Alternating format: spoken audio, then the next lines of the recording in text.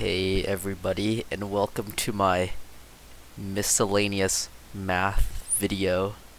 I didn't have a topic this week, or the last week. That's why I didn't upload. I've been a little slow. I've been learning some things. I've been learning, Einstein notation, but I am not into the whole multivariable calculus, tensor calculus stuff because I am kind of dumb. So instead, we're going to be doing two questions from a math study guide I got, and the first one is here. So we got the function below is a cubic, identify the zeros, and write the function in factored form. I conveniently already solved this, so I graphed it out here, but basically, we're going to do just that. We're going to find zeros, write it in factored form. We also need a leading coefficient if spoilers, we need a leading coefficient. So what do we know? Well, we know that we have a 0 at -3, 0, and 1, 0. However, the 0 at -3 is it has a multiplicity here because it hits -3, bounces back down like a parabola. So it has multiplicity 2. So first, since I already said we need a leading coefficient, we're going to have a and then times, of course, we have x plus 3. This is squared because there's a multiplicity 2. Then we have x minus 1. X minus 1. And this is, of course, equal to 0.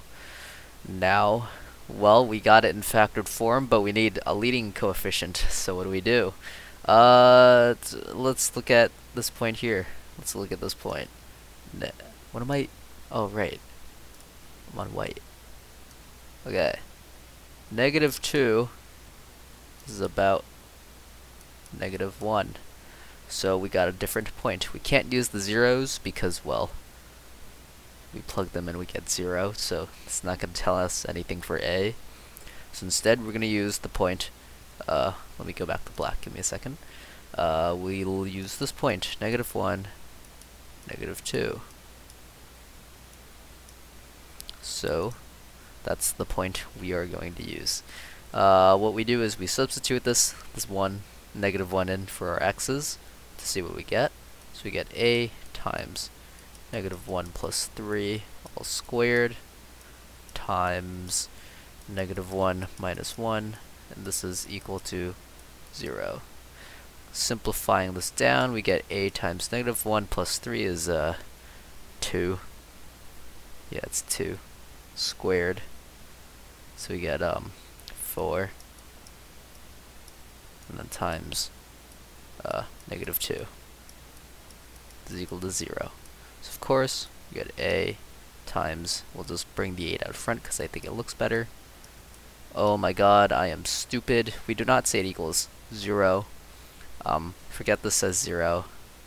What it really should say is -2.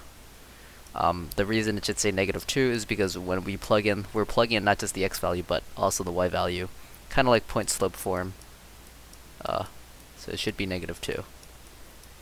Equals -2. Okay, so now we have this, -2. Of course, a would then equal, we divide by -8 on both sides, simplify it down, we get 1/4. So we get a equals 1/4. Now let's think about whether or not this makes sense. Well, it is a cubic.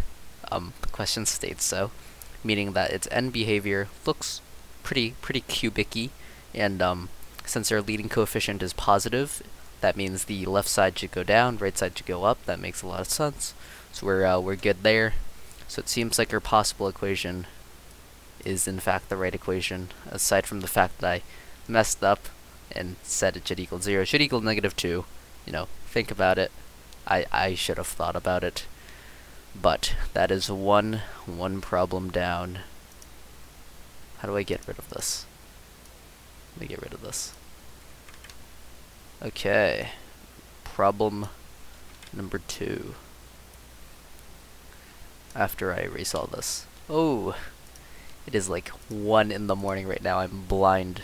Okay. We'll pretend like that's not there. Okay, problem number 2.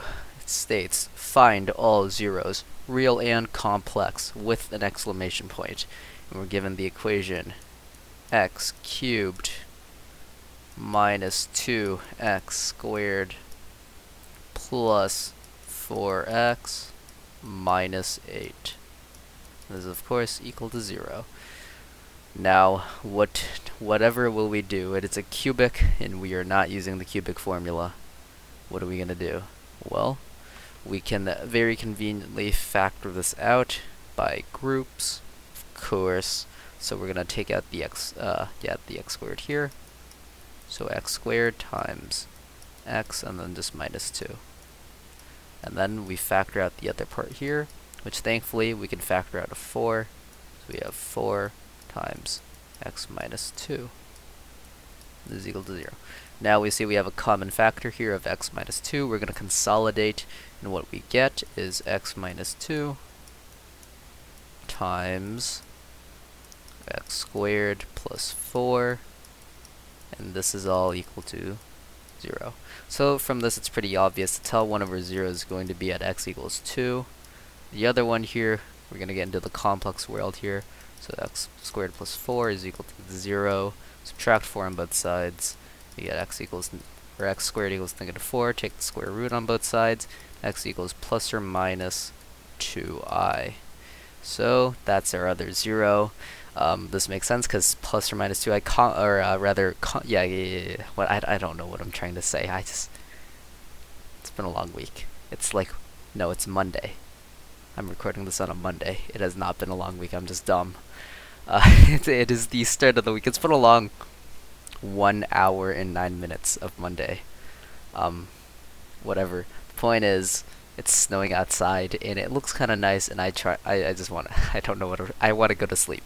So complex zeros, they come in pairs like conjugates, meaning plus or minus 2i counts as 2 zeros. That satisfies the fundamental theorem of algebra. So Gauss won't get mad at me, I guess. So we have 2 and plus or minus 2i. Yeah, maybe I'll make another video later this week that's actually good and covers something like Einstein notation or some other multivariable, tensor and vector calculus, or like a proof of something. I don't know. I got a couple ideas. Just let me cook. Let me cook. But yeah, that's the video. Thanks for watching.